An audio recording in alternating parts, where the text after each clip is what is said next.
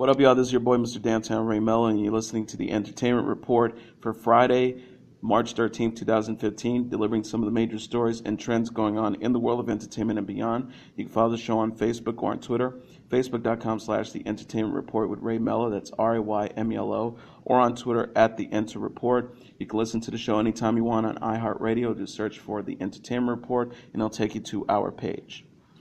President Barack Obama stopped by Jimmy Kimmel Live on Thursday. The late-night host welcomed Obama for his first in-person visit to the Jimmy Kimmel Live stage with the humorous introduction, the first Kenyan-born Muslim socialist ever elected to run this country.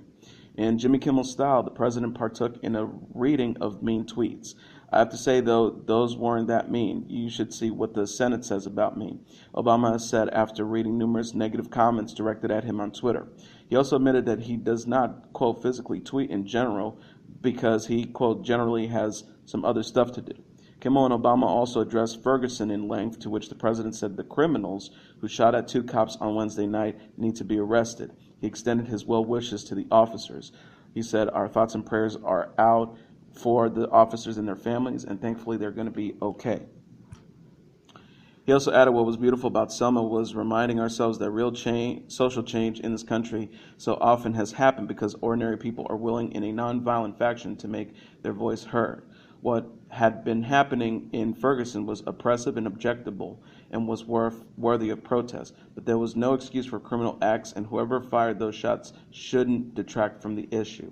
He also added, what we need to do is make sure that like-minded, good-spirited people are on both sides, law enforcement who have a terrifically tough job and people who understandably don't want to be stopped and harassed just because of their race, that we're able to work together to try and come up with some good answers. The president told Kimmel that he put a task force together following the first Ferguson event, which was comprised of police officers, police chiefs, and organizers who participated in protests in Ferguson and New York. He said, quote, "What we have to make sure of is that the folks who disregard and disrespect the other side, people who resort to violence, that they're marginalized." He further added, what was happening in Ferguson was you had city government telling the police department, stop more people, we need to raise more money. Obama went on to humorously admit to audience that he, quote, can't drive when Kimmel inquired if he ever took in the wheel. Obama continued to banter, referring to an earlier joke about his Kenyan citizenship. In Kenya, we drive on the other side of the road. Obama has appeared multiple times on The Tonight Show, The Late Show, and The Daily Show. He also appeared on Comedy Central's The Colbert Report in its final month. This was his first in-person visit to Jimmy Kimmel Live. He appeared via satellite in 2008 when he was running for his first term. A Mexican judge in Cancun sentenced Bruce Burtsford Redmond on Thursday to 12 years in prison and issued a $2,791 or 43,000 pesos fine for the murder of his wife Monica Burgos in 2010. Burtsford Redmond, a former producer of Survivor and the co-creator of the reality show Pimp My Ride, has been charged with the aggravated murder of Burgos during a family vacation to the Moon Palace Resort and Spa Hotel during the spring of 2010. Juanita and David Burtsford Redmond said in a statement on Thursday immediately after the announcement, we were appalled and disgusted with this gross miscarriage of justice. Over an exhausting 3.5 year period, this trial has done nothing but prove Bruce's innocence beyond any doubt. Whatever lies behind this ruling, it is based on neither facts nor evidence. This is a disservice to Monica's memory. This is not the justice she and Bruce deserve, and that we'll still continue to demand. Burgos' murder made international news headlines in 2010 after a hotel worker found her body dumped in a sewage cistern at the Moon Palace Hotel a day after Bruce had reported her missing. The couple's two children, Camila and Alex, 5 and 3 at the time, were also along on the vacation. Burgos' body was mangled and bloated by a hotel maintenance worker on the morning after Burgos' disappearance. After initial investigation, Burtsford Redmond returned to his home in California, but Mexican authorities soon issued an extradition request. In 2012, a U.S. Magistrate sent him back to Mexico, where he has remained ever since awaiting trial.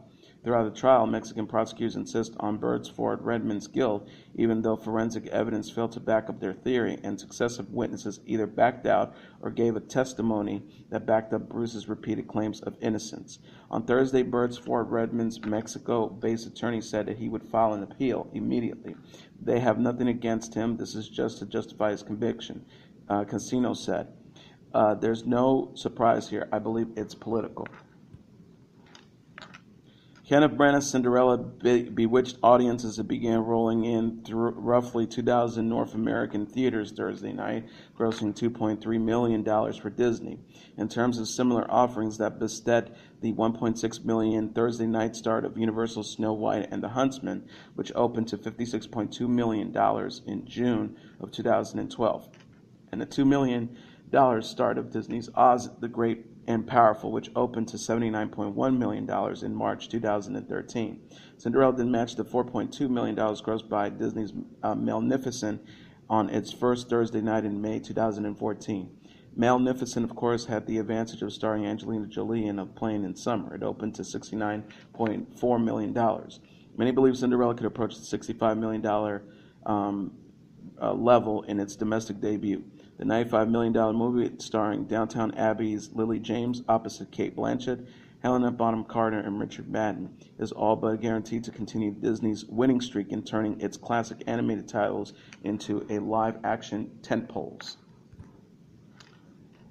Fox and the TV Academy's choice for this year's Emmy host is Andy Samberg. The actor and comedian star of Fox's Brooklyn Nine-Nine will MC the live awards show on September 20th, marking his first time hosting a major television event.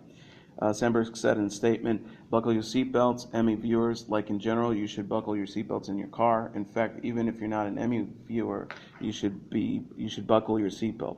It can be dangerous on the road. Also, if you're not an Emmy viewer, you should strongly consider becoming one this year, because I'm hosting and it's going to be a wild ride, so buckle your seats."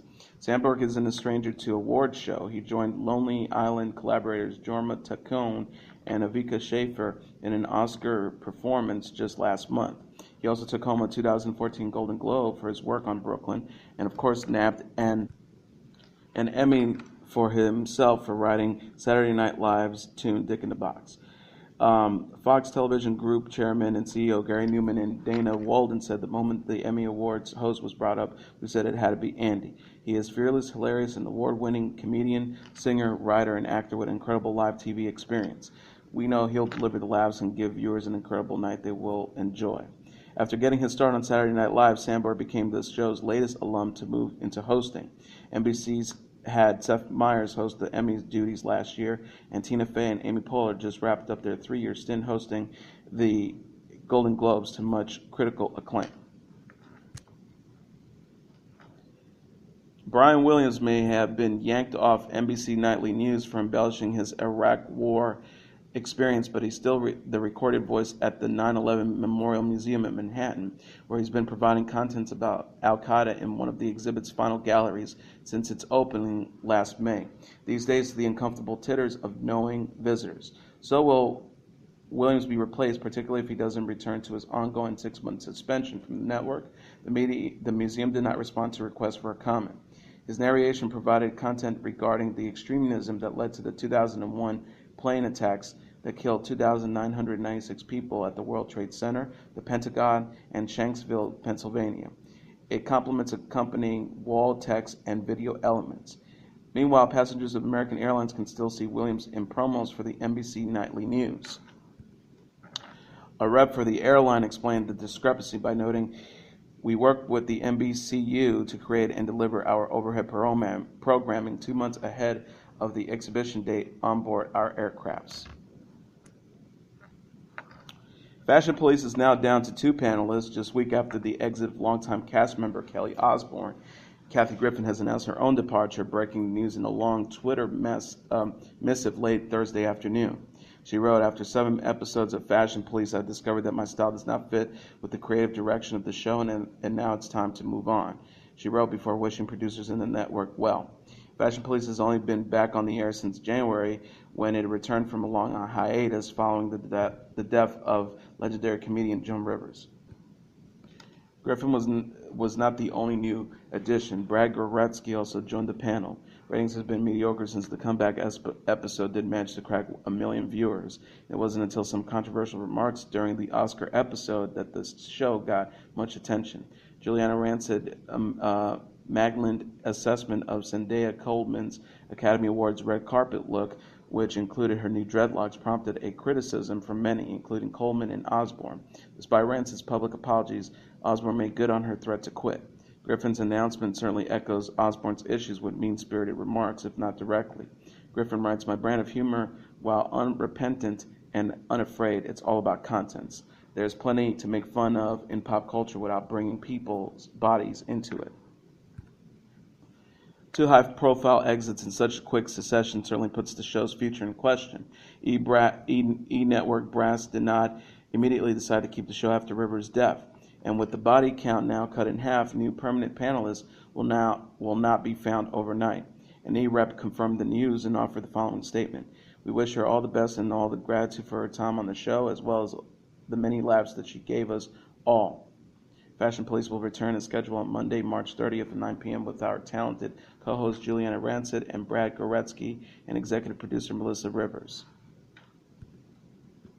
Avengers Age of Ultron has passed censorship in China, with the hotly anticipated Marvel tentpole starring Robert Downey Jr. set to be released in the world's second biggest film market on May 12th after its U.S. bow on May 1st. The movie is currently being translated and it's being imported by the state-owned China Film Group, M-Time. China's leading movie site first reported industry sources confirmed the date. Directed by Joss Whedon, the sequel to 2012's The Avengers also stars Chris Hemsworth, Mark Ruffalo, Chris Evans, Scarlett Johansson, Jeremy Renner, Don Cheadle, Aaron Taylor Johnson, Elizabeth Olsen, Paul Bettany, James Spader, and Samuel L. Jackson. The first installment of the franchise brought in $84 million in box office revenues in China. The sequel hits U.S. theaters May 1st. It opens in the UK and in India on April 24th. Chinese box office is becoming increasingly important to Hollywood as the burgeoning number of screens translates into surging reviews. Transformers Age of Extinction did more than $300 million last year. The Academy of Country Music Awards has wrangled up an all-star lineup of performers for the 50th anniversary of the awards show. Jason Aldean, Dierks Bentley, Garth Brooks, Kenny Chesney, Eric Church, Miranda Lambert, Reba McEntire, George Strait, KeithUrban, Florida Georgia Line, plus Sam Hunt, Thomas Rhett, and Colt Swindell are set to take the stage at the AT&T Stadium in Arlington, Texas. Country stars Luke Bryan and Blake Shelton will host as well as perform. For the first time in 5 years, Reba McEntire will perform during the live telecast of the awards show, which is dedicated to honoring both established and emerging talent in country music. Lambert leads the nominations with a total of 8, following by Bentley with 7 and Florida Georgia Line with 5. The AMC Awards are produced by Dick Clark Productions and will air live April 19th at 8 p.m. Eastern Standard Time on CBS. Kerry Washington is heading to HBO. The Scandal star has signed to play on Anita Hill and executive producers a TV movie for the premier cable network, The Hollywood Reporter has learned. Called Confirmation, the Telepic, which is in development from HBO Films, will detail the explosive 1991 Clarence Thomas Supreme Court nomination hearings of which Hill testified, which brought the country to a standstill and forever changed the way people think about sexual harassment, victims' rights, and modern-day race relations. Academy Award-nominated writer Susan Grant, who wrote Erin Brockovich, will pen the script and executive produce the drama, which is being produced by Groundswell Production in association with ABC Signature Studios. Groundswell CEO Michael London, who's directed ABC's upcoming soap Astronaut Wives Club, and production president Janice Williams will executive produce alongside Grant and star Washington. Source told The Hollywood Reporter that Rick Famuyiwa is in talks to direct the pick, but no deal is in place. Confirmation comes as Washington was poised to film Warner Brothers' feature drama Unforgettable in the summer for director Emma Asante, but the HBO project may take over her hiatus from Scandal, her hit ABC series from Shonda Rhimes. For HBO, confirmation comes as the premier cabler is building its roster of original films. HBO this week tapped Elizabeth Banks and Paul Giamatti to play tennis legends Billie Jean King and Bobby Riggs, respectively, in a movie detailing the duo's legendary Battle of the Sexes match. Additionally, HBO is also prepping an adaptation of Bryan Cranston's Tony-winning All the Way, with Jay Roach attached to direct. And that is your entertainment report for Friday, March 13th, 2015. I'm your host, Mr. Downtown Ray Melo. I'll be back on Monday to deliver some of the major stories and trends going on in the world of entertainment and beyond. You can follow the show on Facebook or on Twitter, facebook.com/The Entertainment Report with Ray Melo. That's RAYMELO. Or on Twitter @The Enter Report. You can listen to this episode or any previous episodes of The Entertainment Report on iHeartRadio. Just search for The Entertainment Report, and it'll take you to the page. Have a great weekend, everybody. I'll see you Monday. Bye.